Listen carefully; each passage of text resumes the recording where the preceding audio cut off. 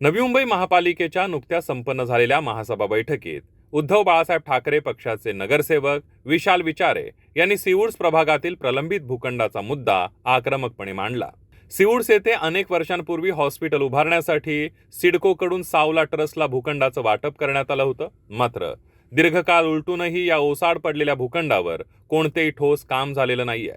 या संदर्भात वारंवार तक्रारी करूनही ट्रस्टकडून कोणतीही भूमिका स्पष्ट केली जात नसल्यानं महापालिकेने सिडकोकडे पत्रव्यवहार करून हा भूखंड आपल्या ताब्यात घ्यावा आणि त्या ठिकाणी अद्ययावत हॉस्पिटलचा प्रस्ताव तयार करावा अशी मागणी विचारे यांनी केली।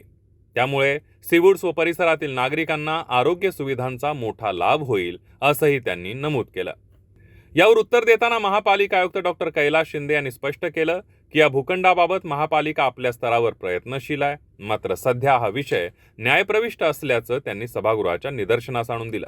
सिडकोने आमच्या सिवूड्स विभागामध्ये सावला ट्रस्टला एक 14,000 मीटरचा भूखंड साधारण 20 ते 22 वर्षापूर्वी दिलेला, परंतु आजही तो भूखंड तसाच पडून आहे।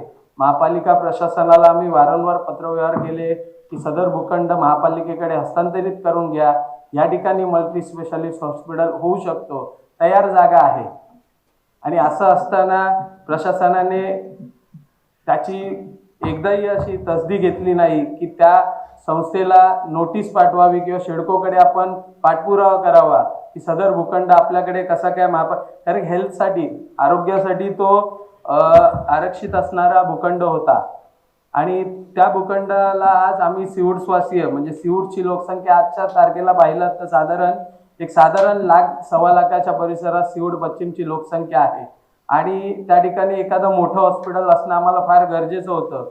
ते प्रायव्हेट असतं तरी ते गरजेचं होतं, परंतु प्रायव्हेट सावला ट्रस्ट त्या ठिकाणी हॉस्पिटल बांधू शकत नाहीये। तर प्रशासनाला विनंती आहे की आपण सिडकोकडे पाठपुरावा करून सदर भूखंड जर महापालिकेकडे आपण हस्तांतरित करून घेतला आणि त्या ठिकाणी एक मोठं हॉस्पिटल बांधलं तर फार बरं होईल। सावला ट्रस्टची एक उल्लेख झाला, निश्चितपणे त्याच्याकडे पाठपुरावा करून आपण हे करूया। ह्या हॉस्पिटलच्या ऑलरेडी आपण 2 पिटिशन आपल्या एक PIL आणि एक पिटिशन कोर्टामध्ये दाखल झालेली आहे। सुप्रीम हायकोर्टाने आता PIL सध्या निकाली काढली आणि आता पुढची जी केस आहे मला वाटतं पुन्हा मार्चमध्ये हे मॅटर ऑलरेडी हॉस्पिटलच्या जागेबाबत न्यायप्रविष्ट आहे। या व्यतिरिक्त विशाल विचारे यांनी महापालिका रुग्णालयांमध्ये नाईट OPD सुरू करण्याची देखील महत्त्वाची मागणी केली आहे। या मागणीवर सकारात्मक प्रतिसाद देत आयुक्तांनी हा विषय प्रशासनाच्या विचाराधीन असल्याचं सांगितलं। OPD इव्हनिंग OPD म्हणजे संध्याकाळी। आता मुंबईला जाणारा नव्या मुंबईतील बराच अंशी नागरिक सकाळी 8ला जातो, रात्री 8ला घरी येतो। आल्यानंतर इव्हनिंगचा जो काही आल्यानंतर आजारी पडल्यानंतर लोकलच्या डिस्पेन्सरीला जावं लागतं। तिकडे गेल्यानंतर साधारण नाही म्हटलं तरी 1,000-1,500 रुपयाचा खर्च।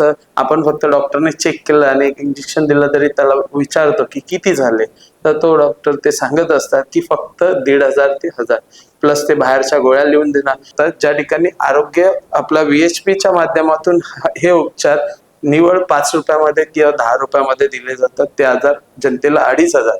आज माझा विभाग हा मध्यमवर्गीय आहे।